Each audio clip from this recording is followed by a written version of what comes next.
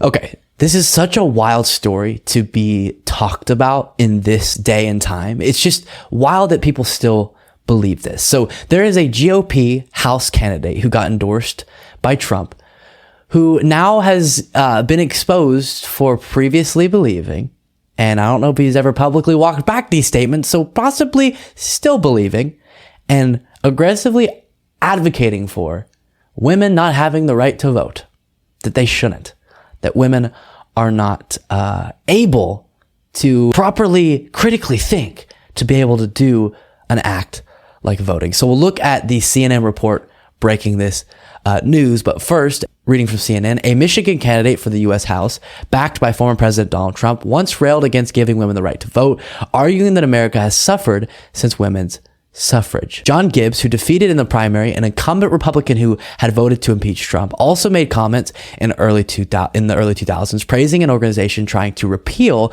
the 19th Amendment, which also argued that women's suffrage had made the United States into a totalitarian state.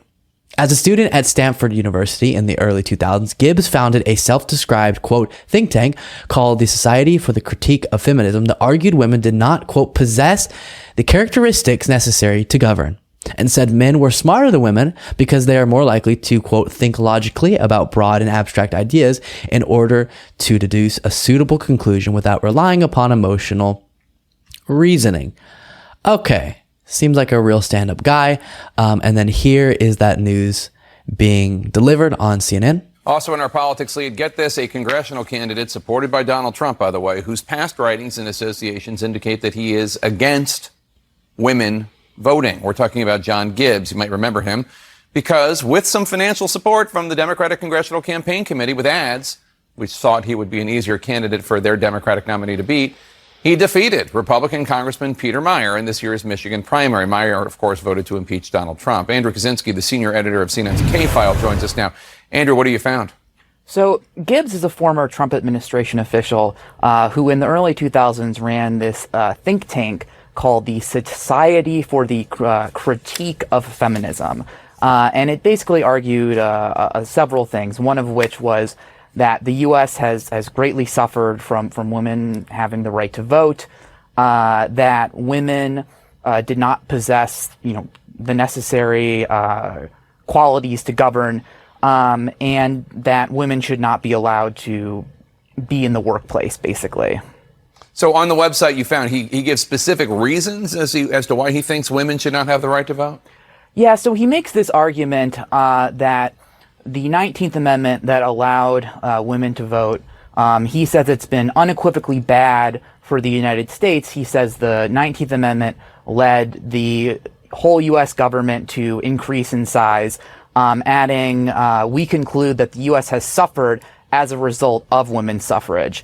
Now, on a few other occasions as well, he also praised an organization that was actively trying to repeal the 19th Amendment.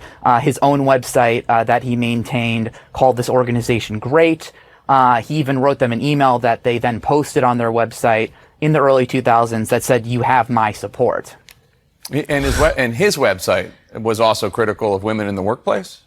His website was really critical of women in the workplace. It's sort of the arguments that, generalized sort of sexism that you might hear. He basically said with women in the workplace, his quote was, men have to basically bend over backwards to avoid offending women.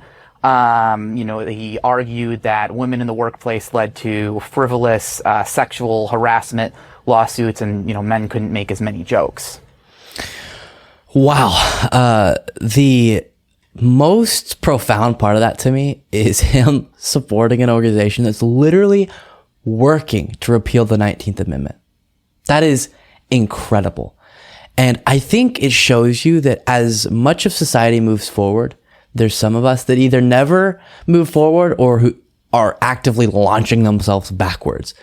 And I think it needs to be watched out for. And I think it's why if you're not taking steps forward, someone's going to take steps back or, drag you backwards.